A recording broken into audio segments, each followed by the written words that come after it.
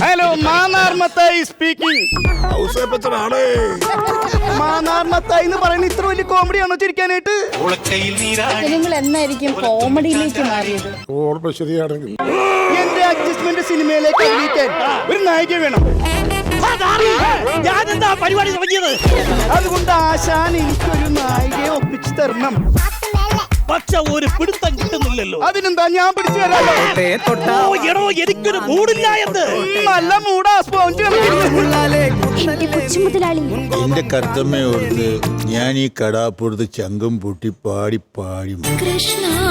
എടാ, എന്താ ഈ സിനിമയുടെ പേര്? ഇല്ലായ്മ. അതിന്റെ മുമ്പില് തന്ത എന്ന് കൂടെ ചേർക്കാം.